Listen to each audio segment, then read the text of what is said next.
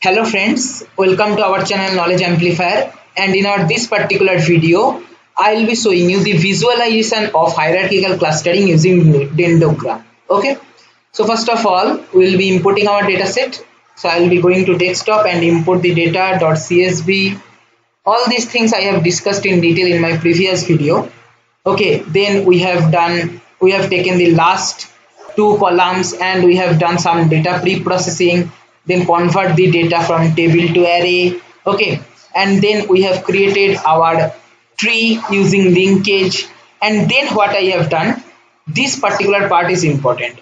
If you check our dendrogram, so dendrogram of tree figure 1, if we run, we will be having this kind of dendrogram. Now what is happening actually, initially these two are forming one cluster, then these two are forming one cluster, then there are similarities between these two, so they are forming one cluster like that. So now this one set is one cluster, this one set is one cluster, all are basically clusters are basically combining, right? And after all we are getting one single big cluster. Now to visualize this, I have told you that we can use inconsistency coefficient. So what I will be doing for that, see, understand the steps. First of all, I will be taking unique labels from the distance. Okay, where is distance? Distance or the height of the link is basically in the third column of the tree figure 1. I will be taking the unique values and I will be sorting them. Okay, then in the dendrogram in MATLAB, obviously it is better to take those distance or those height of the link only which are basically greater than equal to 1. Then you can visualize those properly. If it is less than 1, 0 point something, then the height is very small and you cannot observe properly. So I am taking those values and those here I am calculating those coefficients, and those values I am taking using this. Then I am, for animation purpose, I am opening figure window and giving a pause for 5 second. Then for I equal to 1 colon m, point to be noted, here we have sorted the unique heights, okay, because from smaller to upper, smaller to higher values we have to go. So for I equal to 1 colon length of m, subplot 1 comma 2 comma 1. So in a first plot our dendrogram will be plotted, in the second plot our clusters will be formed simultaneously. H equal to dendrogram tree figure 1.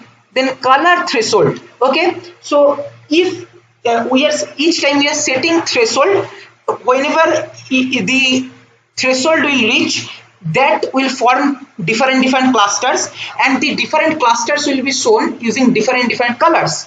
And the threshold value is what? It will take each time distinct values of height of the our link, okay, m of I, where m is storing the sorted value of the links. And then I have just increased the line width, and based on that particular threshold we have simultaneously got the value of clusters also. Cluster tree figure 1, cutoff, that is threshold is m of I, criterion is distance as I have discussed earlier. Then subplot 1 comma 2 comma 2. In the second plot we will be plotting our cluster. So G scatter data colon comma 1, that is the income, and second y axis is pending score. Based on what we need to cluster, based on this C value, right, which is returning the cluster result. Then for animation purpose, if I equal to 1, I am making a pause of 1 second, otherwise pause of 0.6. okay, and then each time clear the figure window so that the animation looks good. End this if and end this for. That's all. So now let me run this particular part of the code. Okay, I hope you can understand the visualization properly. You will be observing each time cluster number will decrease and eventually it will reach to value 1. Okay, see here dendrogram color is changing, that is each time threshold is increasing to up, and see each time here number of clusters are decreasing, like initially 11, 10, 9, 8, 6, 7, 7, 6, 5, 4, 3, 2, 1, like that. After all we are getting only one cluster, as we have seen in our theoretical discussion also. Let me simulate once more. so that you can visualize this properly.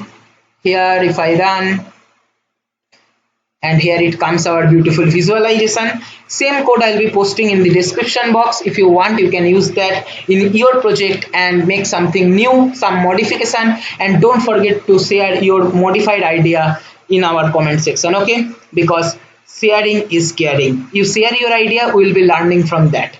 This is all for my this video. Thank you for watching.